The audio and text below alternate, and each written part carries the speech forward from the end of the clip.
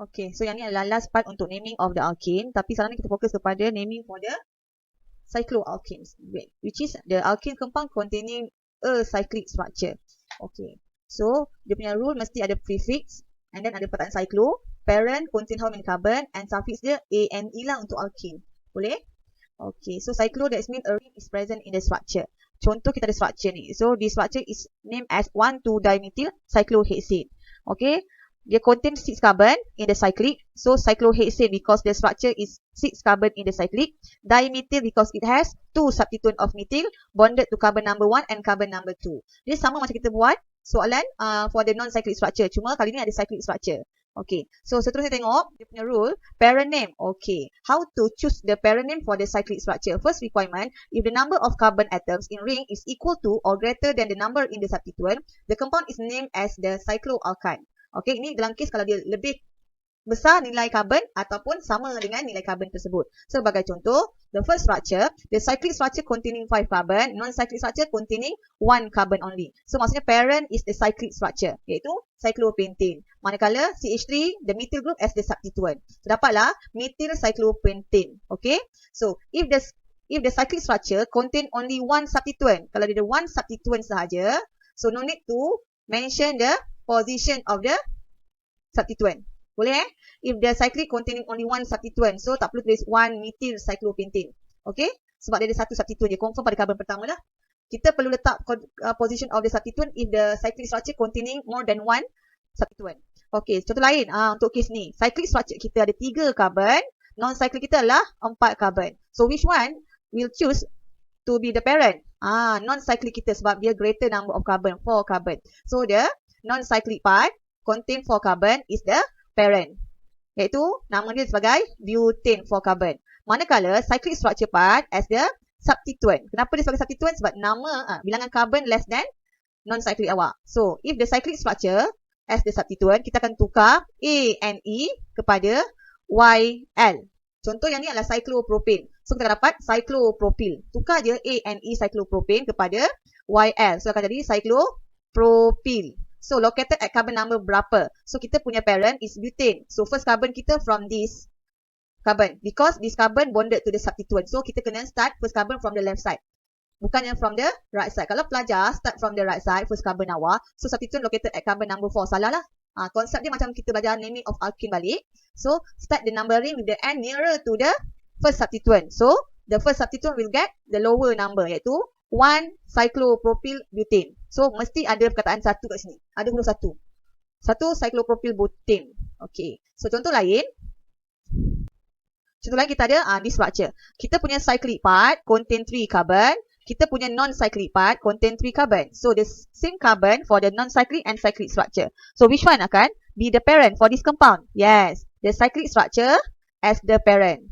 Okay. Kalau lah bilangan carbon non-cyclic dan cyclic sama. So kita akan ambil cyclic structure sebagai parent, iaitu cyclopropane.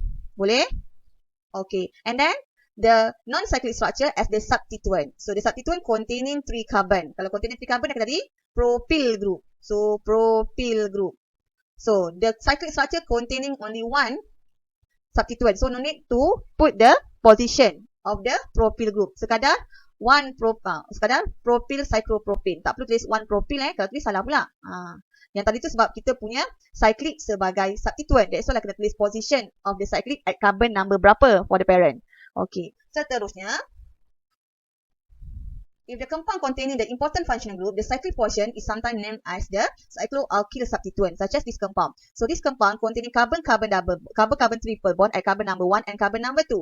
So kena jadi pentyne group. Betul tak? So the parent is pentyne and then the cyclic structure as the substituent. Okay. So cyclobutane A and E kita tukar kepada YL. So dapatlah cyclobutyl bonded to carbon number 5. So the full name is 5-cyclobutyl 1-pentyne.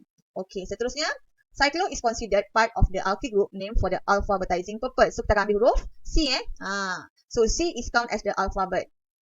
Sebagai contoh for this compound. Okay, this compound. So kita ada which part is the parent? Cyclohexane. 6 carbon as the parent cyclohexane. Okay. So which carbon is the first carbon? First carbon kita located at the carbon containing 2 substituents. So that the first substituent at carbon number 1 second substituent at carbon number 1, third substituent at carbon number 3. Give the lowest number for the second substituent. Okay, so the full name adalah cyclopropyl at carbon number 3, methyl at carbon number 1. So which one come first? Cyclopropyl dengan methyl. C dengan M, siapa yang tahu dulu? C come first, baru M, betul tak? So nama dia akan dapat 3 cyclopropyl 1,1-dimethyl. Tak buat pula.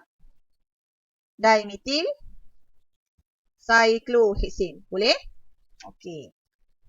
So seterusnya kita tengok pula kita punya if only one substituent is present, no number is needed. Ni memang dia dah mention tadi lah, contoh soalan ni. So kita punya cyclic structure containing 5 carbon, non-cyclic structure containing 4 carbon. So which part is the parent?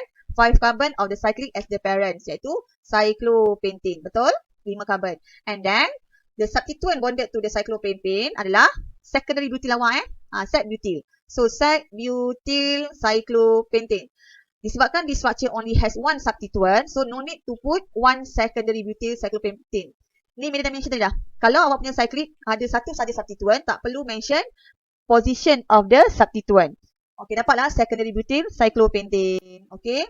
When two same substituent are present, number the ring so that the second substituent has as low number as possible. Contoh untuk structure ni, so student should start the numbering from the C yang atas tu. Okay.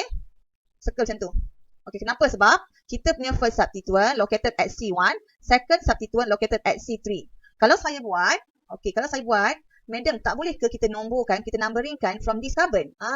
Saya start number this carbon as the C1. And then next carbon 2, 3, 4, 5, 6. Okay, so kalau macam ni awak buat, first substituent located at C1. So sama dengan kita punya cara yang pertama. Tapi second substituent located at carbon number 5.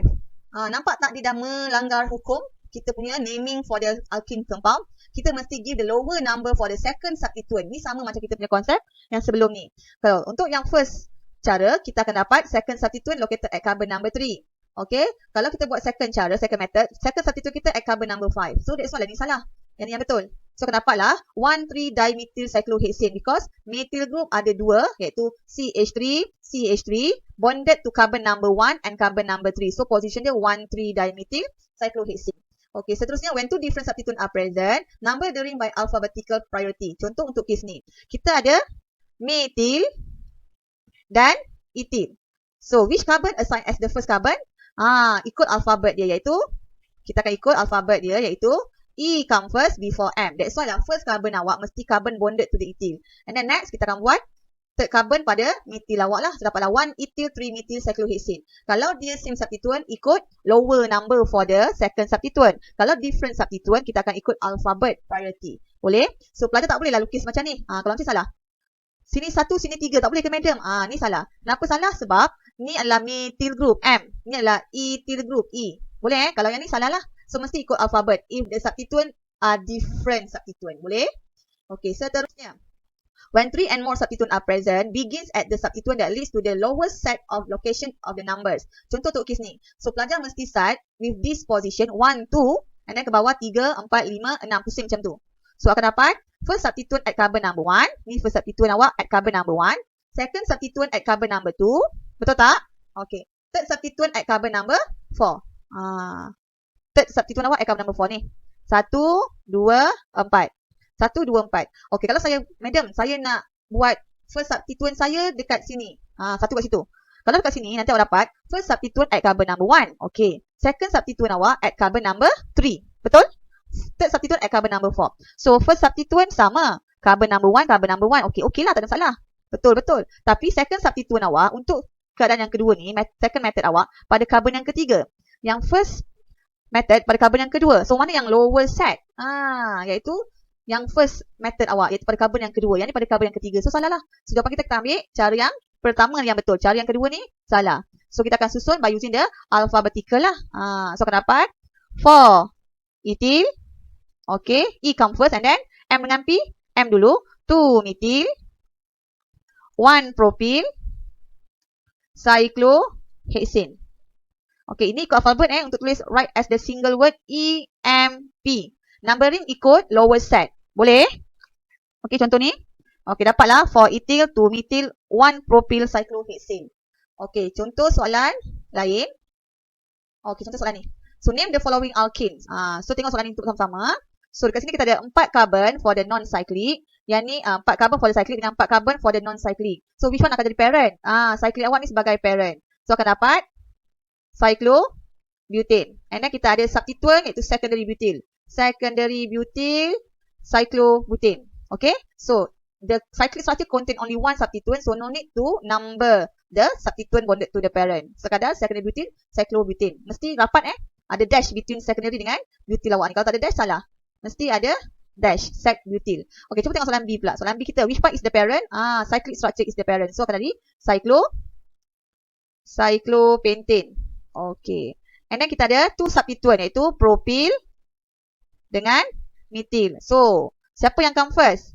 Methyl. So, M dahulu baru P. That's why lah first carbon awak assign at carbon bonded to methyl. So, 2, 3. So, akan dapat apa nama dia? 1 methyl, 3 propyl, cyclohexane. Boleh?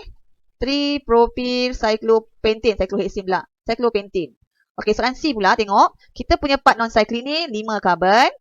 Kita punya part non-cyclic 4 non-cyclic 5 carbon, part cyclic 4 carbon. So siapa jadi parent kita? Yang 5 carbon ni as the parent iaitu pentane. Ni 1 2 3 4 5.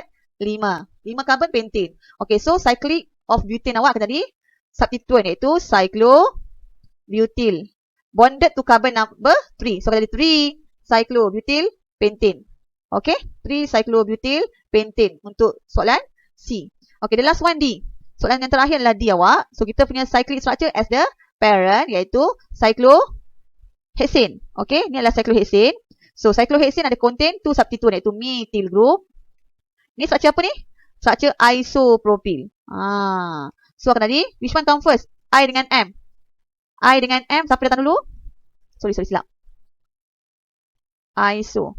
So kita ada I dengan M. So I dululah. So kita dapat first carbon adalah carbon bonded to isopropyl. Second carbon adalah carbon bonded to methyl. So akan dapat 1 isopropyl, 2 methyl,